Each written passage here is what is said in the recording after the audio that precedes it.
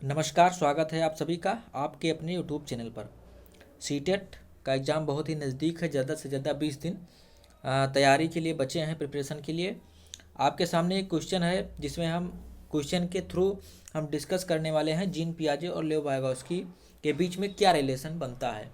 दोनों ही बहुत ही महान वैज्ञानिक हुए हैं और एक सोशल कंस्ट्रक्ट थे जो सामाजिक रचनावाद के प्रोत्साहन दिया, और पियाजे जो थे वो संज्ञानात्मक विकास पर बहुत ही ज़्यादा वर्क किया इन्होंने।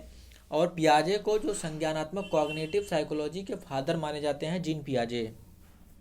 हम बात करने वाले हैं, आपके सामने क्वेश्चन है और क्वेश्चन में आप देखेंगे one of the major difference in the theories of Jean पियाजे एंड लेव वाइगोस्की। जो लेव वाइगोस्की और जीन पियाजे दो वैज्ञानिक हैं, इनके जो थ्योरी दी गई है लैंग्वेज पर, उनमें क्या मेन डिफरेंस है आपको बताना है। इसमें देखिए ऑप्शन दिए गए हैं। Vygotsky emphasise the role of culture in cognitive development. Vygotsky emphasise the role of culture in cognitive development. क्या वाइगोस्की ने कल्चर का रोल माना है कॉग्निटिव डेवलपमेंट में? अगला विकल्प है पियाजे have importance to what the child can do on her own as well as what she can do with support. पियाजे का मानना है, विकल्प के अनुसार आप देख पा रहे हैं कि पियाजे का ने महत्व दिया है कि child can do her own अपने कैपेसिटी से, और सी कैन डू विद सपोर्ट किसी दूसरे के सपोर्ट से कुछ कर सकता है या खुद की कैपेसिटी से कुछ कर सकता है। इसका पियाजे ने इम्पोर्टेंस दिया है। या फिर पियाजे emphasised on the role of language in the cognitive development. क्या पियाजे ने लैंग्वेज को कॉग्निटिव डेवलपमेंट में रोल उसका माना है? Vygotsky gave primary importance to heredity capacities in learning. क्या वाइगोस्की ने हेरिडिटी वंशानुक्रम को लर्निंग में प्राइमरी फैक्टर माना है, प्राथमिक निर्धारक माना है? तो आपको आंसर बताना है, कौन सा आंसर सही होगा। अब मुझे लगता है कि आपको ये क्वेश्चन पूरा समझ में आ चुका होगा। अगर आपने दोनों की थ्योरीज पढ़ी हैं तो आप इसको कर ले जाएंगे, नहीं पढ़ी हैं तो भी करने की कोशिश कीजिएगा। और हम पूरा आगे इस वीडियो में डिस्कस करने वाले हैं, तो पूरा वीडियो को बने रहिएगा। और चैनल पर नए हो तो चैनल को प्लीज़ सब्सक्राइब कर लीजिए। आगे अब देखिए, तो इसमें से कौन सा विकल्प सही हो जाएगा? वाइगोस्की ने कल्चर को बहुत ही कॉग्निटिव डेवलपमेंट में इम्पोर्टेंस दी है, तो इसका आंसर जो एक है, पहला आंसर ही सही हो जाएगा। बाकी सारे आंसर इसके सही नहीं हैं। तो आपका आंसर कौन सा सही हो जाएगा? इसके अनुसार पहला ऑप्शन बिल्कुल सही है, बाकी सारे ऑप्शन गलत हैं। तो इसमें पहला ऑप्शन ही राइट आंसर है। इसका आपको पहला आंसर लॉक करना है। फर्स्ट आंसर राइट है कि वाइगोस्की ने कल्चर को कॉग्निटिव डेवलपमेंट में एक इम्पॉर्टेंस दी है। उन्होंने इस फैक्टर को इम्पॉर्टेंस दिया है और उन्होंने माना है कि जो रोल प्ले करता है कल्चर, वो सबसे ज़्यादा कॉग्निटिव डेवलपमेंट में प्ले करता है। जो दूसरा ऑप्शन गलत हो रहा है, क्यों गलत हो रहा है? क्योंकि जो बात इसमें कही गई है वो पियाजे ने नहीं की है, इसको लेव वाइगोस्की ने की है। पियाजे गेव इंपॉर्टेंस नहीं है, वाइगोस्की गेव इंपॉर्टेंस। तो इसलिए दूसरा ऑप्शन बिल्कुल गलत हो जाता है। पियाजे emphasise the role of language in cognitive development. तो पियाजे ने कहा है कि भाषा लैंग्वेज जो है वो विचार थॉट या जो है लैंग्वेज डेवलपमेंट, कॉग्निटिव डेवलपमेंट में लैंग्वेज का काम नहीं होता है, वो विचार पहले आ जाते हैं और भाषा बाद में आती है। तो इसलिए तीसरा ऑप्शन भी गलत हो जाता है। चौथा option Vygotsky gave primary importance to heredity. Vygotsky ने हेरिडिटी को नहीं, कल्चर और सोशल कल्चर को इम्पोर्टेंस दिया है, सोशल इंटरेक्शन को इम्पोर्टेंस दिया है, हेरिडिटी को इम्पोर्टेंस नहीं दिया है। तो इस प्रकार से पहला ऑप्शन इनका सही हुआ। अब हम बढ़ चलते हैं और आगे आपको बताते हैं कि लैंग्वेज और थॉट के बीच में दोनों वैज्ञानिक जो मनोवैज्ञानिक हैं पियाजे और लेव वाइगोस्की, इनका क्या क्या विचार रखते हैं। पियाजे का मानना है कि थॉट प्रोसीड्स लैंग्वेज और डिटरमाइंस इट। जो भाषा है वो, जो थॉट है, विचार भाषा को निर्धारित करती है। थॉट विचार जो है भाषा को निर्धारित करती है। इनका कहने का आशय क्या था कि विचार पहले जन्म लेता है, भाषा बाद में आती है। और वाइगोस्की क्या मानते हैं कि in the initial stage of life thought and language are independent. जो इनिशियल स्टेज पर लाइफ के थॉट और लैंग्वेज दोनों होते हैं वो इंडिपेंडेंट होते हैं। तो इनका ये मानना था। आगे कह रहा है egocentric speech is of no use. जो पियाजे थे उन्होंने ईगो सेंट्रिक की बात की, वहीं वाइगोस्की ने कहा कि हम प्राइवेट स्पीच की बात करते हैं। तो इन्होंने ईगो सेंट्रिक स्पीच को कहा कि ये बेकार होता है, इसका डेवलपमेंट में, बच्चे के भाषा विकास में कोई यूज नहीं है। वहीं लेओ वाइगोस्की ने कहा कि जो प्राइवेट स्पीच होती है वो बच्चे को दिशा प्रदान करती है कॉग्निटिव डेवलपमेंट में। तीसरी बात, cognitive development is independent of language. Cognitive development जो है संज्ञानात्मक विकास है वो क्या है, लैंग्वेज पर इंडिपेंडेंट है। और इन्होंने कहा कि language is essential for cognitive development. जो लैंग्वेज, भाषा क्या है, जरूरी है कॉग्निटिव डेवलपमेंट के लिए। और पियाजे ने कहा कि भाषा जरूरी नहीं है कॉग्निटिव डेवलपमेंट के लिए। कॉग्निटिव डेवलपमेंट जो संज्ञानात्मक विकास है वो इंडिपेंडेंट है का लैंग्वेज। तो अगला आपको ये समझ में आ रहा है लैंग्वेज एंड थॉट के बारे में, ये आप जान लीजिए। और हम अभी आगे बात करेंगे वाइगोस्की की थ्योरीज में। जो वाइगोस्की ने मुख्य थ्योरीज में बताया है, क्या बताया है, जोन ऑफ प्रॉक्सिमल डेवलपमेंट। ये क्या होता है, उन्होंने बताया है संभावित विकास का क्षेत्र। जोन ऑफ प्रॉक्सिमल डेवलपमेंट का हिंदी अर्थ होता है संभावित विकास का क्षेत्र।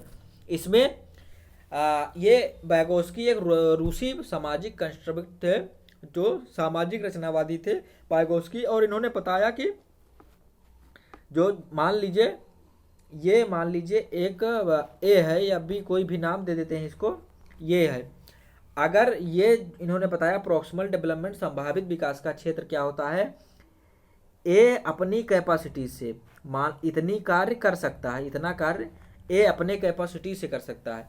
लेकिन अगर उसको स्कोप फोल्डिंग या कोई सहायता दे दिया जाए अदर्स के द्वारा, या एमकेओ की बात की, मतलब कि मोर नॉलेजेबल अदर के द्वारा इसको हेल्प कर दिया जाए, और इसका जो ये क्षेत्र बढ़कर ये इतना हो जाता है, मतलब स्वयं की कैपेसिटी से तो ये इतना ही कर सकता था वर्क, लेकिन जब इसको सहायता हेल्प दे दिया गया तो ये वर्क बढ़कर कैपेसिटी यहाँ तक हो गई। तो जो डिफरेंस हुआ वही क्या है, प्रॉक्सिमल डिजिटल जोन है। जोन ऑफ प्रॉक्सिमल डेवलपमेंट का जोन बताया उन्होंने।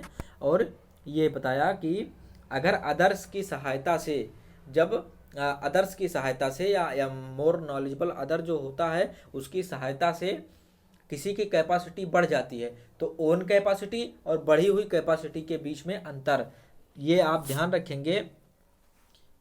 एक मिनट, ओन कैपेसिटी, पेन नहीं चल रहा, एक सेकंड। ओन कैपेसिटी, ये ओन कैपेसिटी हो गया, और अदर के हेल्प से, तो हेल्प से कुछ डन करते हैं, इसके बीच का जो डिफरेंस होता है उसी को क्या कहते हैं, प्रॉक्सिमल जोन कहते हैं। जोन ऑफ प्रॉक्सिमल डेवलपमेंट संभावित विकास का क्षेत्र कहते हैं। ओन कैपेसिटी से और दूसरे के हेल्प के बीच में जितना जोन बढ़ जाता है उसी को क्या कहते हैं, अंतर, इसका प्रॉक्सिमल डेवलपमेंट क्या कहते हैं। अब आगे सीधा पूछता है, इसमें कोई ज़्यादा नहीं पूछतेगा, सीधा आपसे क्वेश्चन आएगा कि प्रॉक्सिमल डेवलपमेंट का जोन क्या होता है। तो आप ओन कैपेसिटी और अदर के कैपेसिटी, मतलब हेल्प से जो कार्य क्षेत्र बढ़ता है उसी को जोन ऑफ प्रॉक्सिमल डेवलपमेंट कहा जाता है। इन्होंने बात की स्कोप फोल्डिंग की, तो ये स्कोप फोल्डिंग के द्वारा ही बढ़ता है। जैसे कि स्कोप फोल्डिंग क्या होता है, इसको हिंदी में मचान कहते हैं, मचान भी कहा जाता है। तो स्कोप फोल्डिंग को बाढ़ मचान कहते हैं। स्कोप फोल्डिंग क्या है, अदर्स की द्वारा सहायता कौन, एमकेओ, मतलब मोर नॉलेजेबल अदर। अपने क्षेत्र में एमकेओ क्या है, मोर नॉलेजेबल अदर है, तो अपने से अर्थात हमसे वो ज़्यादा जानकार है। अब वो अपने क्षेत्र में ज़्यादा जानकार है हमसे, तो हम उससे हेल्प ले लेंगे। वही हेल्प क्या होती है, स्कोप फोल्डिंग होती है। जैसे कि कोई बच्चा है, वो साइकिल चलाना नहीं जानता था, मान लो ये साइकिल बन गई टेढ़ी मेढ़ी, तो साइकिल जो चलाना नहीं जानता था इस बच्चे को जो साइकिल चलाना नहीं जानता था, उसको क्या है, कैरल के पीछे इसके गार्जियन पेरेंट्स जो होते हैं वो पकड़ के इसको साइकिल चलाना सिखा देते हैं। तो जो पकड़ के पेरेंट्स ने साइकिल चलवाना सिखाया वही क्या है, उसका मचान है, उसी को इसको फोल्डिंग कहेंगे। और जो गार्जियन है उनको क्या कहा जाएगा, एमकेओ कहा जाएगा, मोर नॉलेजेबल अदर कहा जाता है, मोर नॉलेजेबल अदर कहा जाता है। इसको आप लिख लेंगे, मोर नॉलेजेबल अदर। तो मचान क्या है, स्कोप फोल्डिंग क्या है, हेल्प है। और मोर नॉलेजेबल अदर क्या है, वो जो व्यक्ति जो इसको है स्कोप फोल्डिंग कर रहा है। और ये सब मिलाकर क्या हुआ, इसी को कहा गया, तीनों को यदि मिला दिया जाए तो क्या बन जाता है, जोन ऑफ प्रॉक्सिमल डेवलपमेंट बन जाता है। जोन ऑफ प्रॉक्सिमल डेवलपमेंट क्या है, एमकेओ के द्वारा मतलब मोर नॉलेजेबल अदर के द्वारा हेल्प किया गया, और यहाँ पर हेल्प से क्या हुआ, उसकी कैपेसिटी बढ़ गई, तो वही तो हुआ जोन ऑफ प्रॉक्सिमल डेवलपमेंट। अब आपको ये बात एकदम सही से समझ आ गई होगी। बात कर लें अगर वाइगोस्की को, तो वाइगोस्की एक सोशियो कंस्ट्रक्टिविस्ट थे, सामाजिक रचनावादी थे, और इन्होंने सामाजिकता को बहुत ही महत्व माना। इन्होंने लैंग्वेज में सामाजिक तत्वों को बहुत महत्वपूर्ण माना, और इन्होंने कहा कि सोशल इंटरेक्शन के द्वारा ही जो है बच्चा लैंग्वेज सीखता है। तो आप इसको ध्यान में रखेंगे। हम आगे क्वेश्चन देखते हैं, इसका क्वेश्चन एक और लीजिए।